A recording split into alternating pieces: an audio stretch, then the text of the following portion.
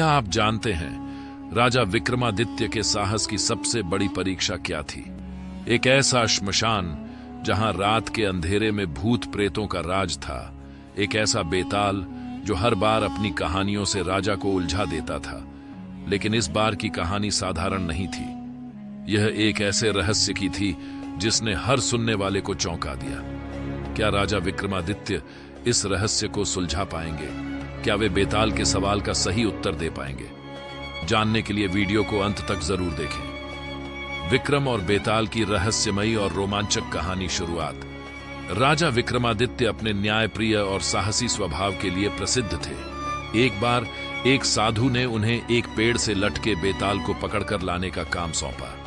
साधु ने बताया कि बेताल को लाना आसान नहीं होगा, क्योंकि वह हर बार किसी न किसी रहस्यमय कहानी के माध्यम से राजा को विचलित करने की कोशिश करेगा। राजा विक्रमादित्य ने अपने संकल्प को मजबूत किया और रात के अंधेरे में श्मशान की ओर बढ़े। बेताल ने राजा की साहसिकता देखी और जैसे ही विक्रमादित्य ने उसे अपने कंधे पर उठाया, उसने एक नई कहानी सुनानी शुरू की। कहानी का आरंभ बेताल ने कहा, हे राजन सुनो, एक दूर के राज्य में एक राजा था जिसका नाम वर्धन था।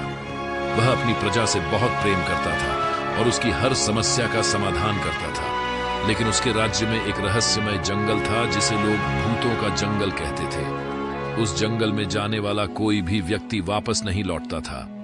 राजा ने इस रहस्य को सुलझाने की ठानी और अपने सबसे वीर योद्धा अर्जुन को जंगल की सच्चाई पता लगाने भेजा। राजा विक्रमादित्य ध्यानपूर्वक कहानी सुन रहे थे। बेताल ने आगे कहा, अर्जुन ने जंगल में प्रवेश किया और 3 दिन तक कोई अनहोनी नहीं हुई।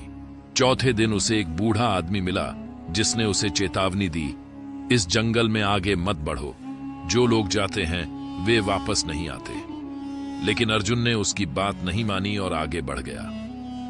रहस्यमयी घटना। अर्जुन ने देखा कि जंगल के बीच में एक पुराना और खंडहर सा महल है। महल के अंदर प्रवेश करते ही उसे एक सुंदर युवती दिखाई दी जो रो रही थी। अर्जुन ने उससे पूछा, तुम कौन हो और यहां क्यों हो? युवती ने कहा, मैं इस महल की राजकुमारी हूं। मुझे एक राक्षस ने कैद कर रखा है। हर पूर्णिमा की रात वह मुझे खाने के लिए आता है। अर्जुन ने बहादुरी दिखाते हुए राक्षस को मारने का निर्णय लिया।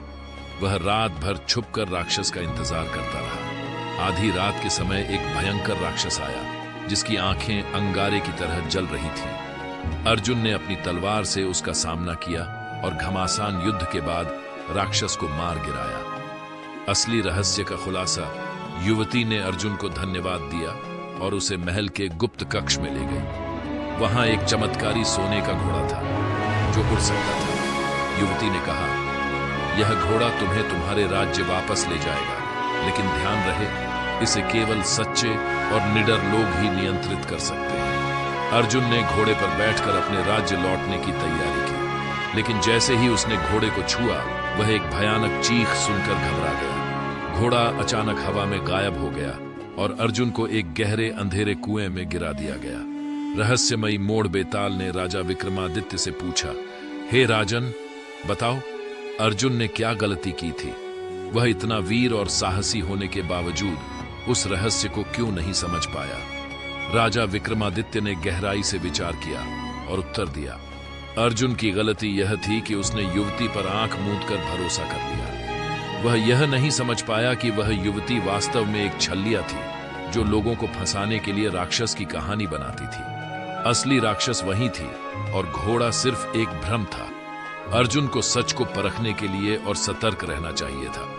बेताल हंसा और बोला, तुम सही हो राजन, लेकिन तुम्हारा मौन भंग हो गया, इसलिए मैं फिर उड़ जाता हूं। अंत में संदेश, राजा विक्रमादित्य ने हार नहीं मानी। उन्होंने फिर से बेताल को पकड़ने की ठानी। यह कहानी केवल बहादुरी और सत्यता की नहीं, बल्कि सतर्कता और सोचने की शक्ति की महत्ता को भी दर्शाती है। निष्कर्ष, इस कहानी के माध्यम से यह स्पष्ट होता है कि जीवन में हर रहस्य को समझने के लिए केवल साहस ही नहीं, बल्कि बुद्धिमानी और विवेक भी आवश्यक है। बेताल की कहानियों ने न केवल राजा विक्रमादित्य को, बल्कि हर श्रोता को यह सिखाया कि हर स्थिति में सही निर्णय लेने की क्षमता ही असली शक्ति है।